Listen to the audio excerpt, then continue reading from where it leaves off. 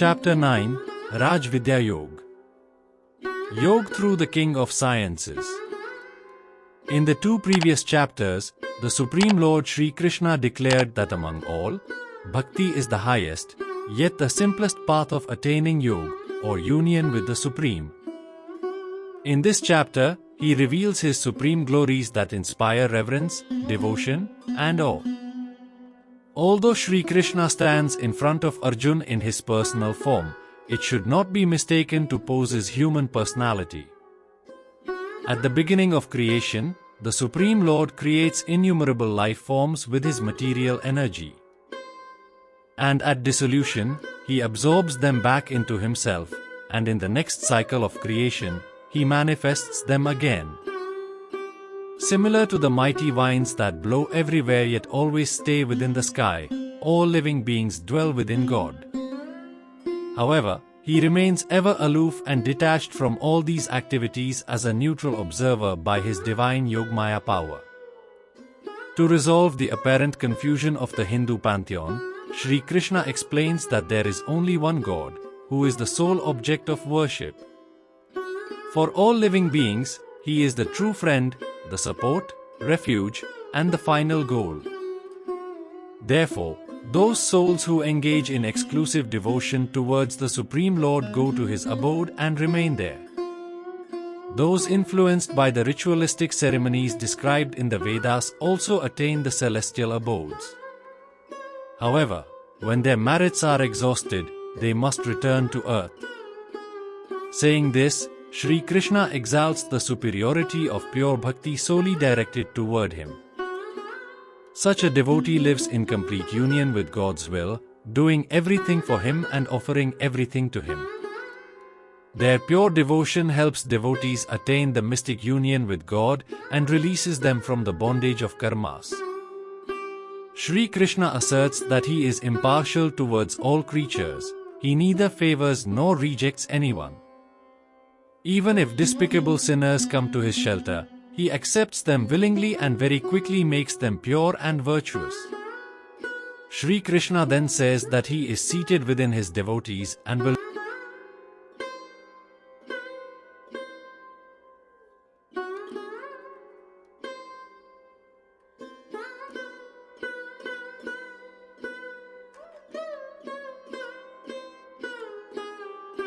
The Supreme Lord said, O Arjun, because you are not envious of me, I shall now impart to you this very confidential knowledge and wisdom, upon knowing which you will be released from the miseries of material existence.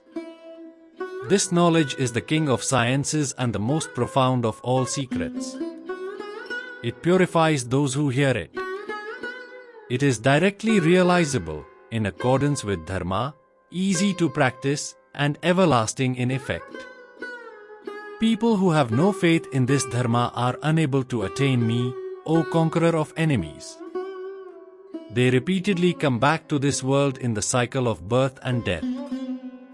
This entire cosmic manifestation is pervaded by me in my unmanifest form. All living beings dwell in me, but I do not dwell in them.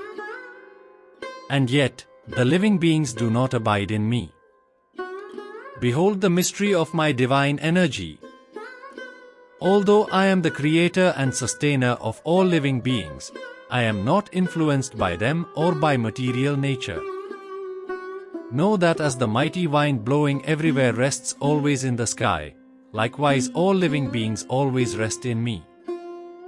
At the end of one kalp, all living beings merge into my primordial material energy. At the beginning of the next creation, O son of Kunti, I manifest them again. Presiding over my material energy, I generate these myriad forms again and again, in accordance with the force of their natures. O conqueror of wealth, none of these actions bind me. I remain like a neutral observer, ever detached from these actions. Working under my direction, this material energy brings into being all animate and inanimate forms, O son of Kunti. For this reason, the material world undergoes the changes of creation, maintenance, and dissolution. When I descend in my personal form, deluded persons are unable to recognize me. They do not know the divinity of my personality as the Supreme Lord of all beings. Bewildered by the material energy, such persons embrace demoniac and atheistic views. In that deluded state, their hopes for welfare are in vain, their fruitive actions are wasted, and their culture of knowledge is baffled. But the great souls, who take shelter of my divine energy, O Parth, know me, Lord Krishna, as the origin of all creation. They engage in my devotion with their minds fixed exclusively on me.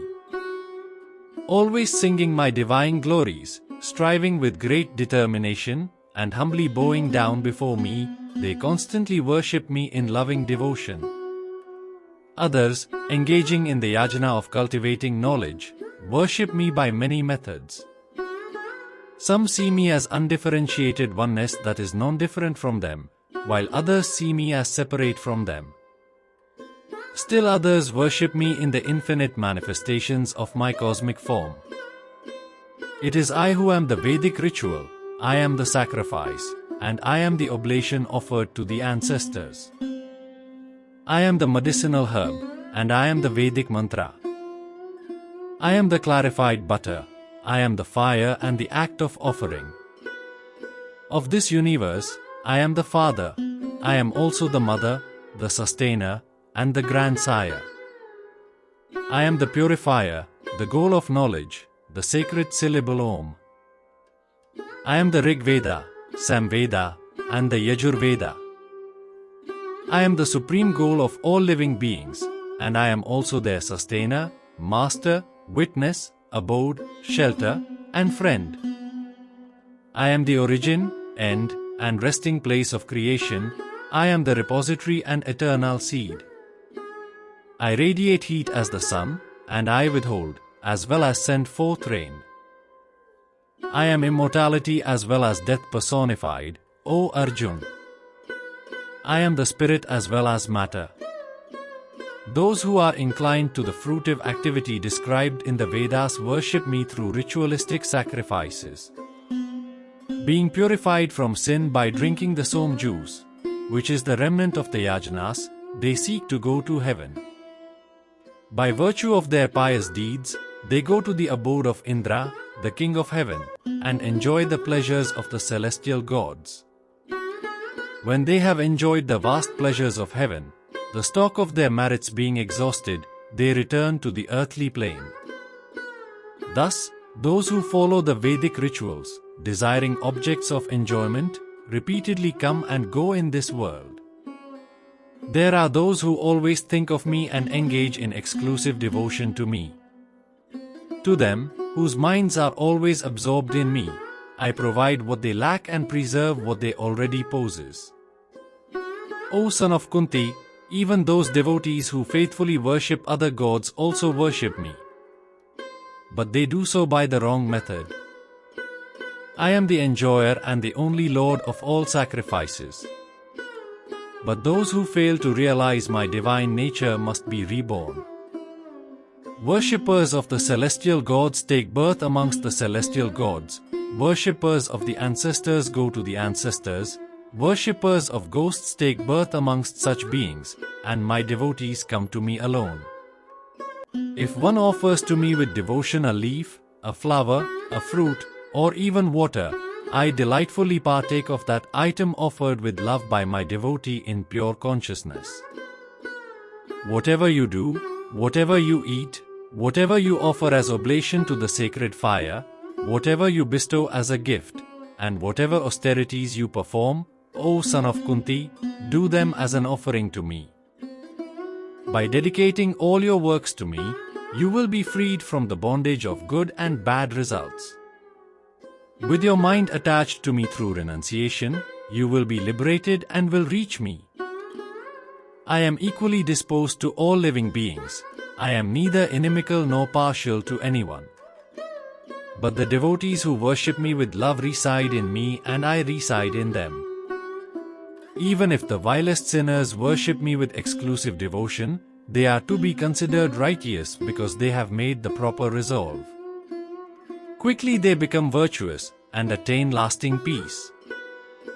O son of Kunti, declare it boldly that no devotee of mine is ever lost. All those who take refuge in me, whatever their birth, race, gender, or caste, even those whom society scorns, will attain the supreme destination. What then to speak about kings and sages with meritorious deeds? Therefore, having come to this transient and joyless world, engage in devotion unto me. Always think of me, be devoted to me, worship me, and offer obeisance to me. Having dedicated your mind and body to me, you will certainly come to me.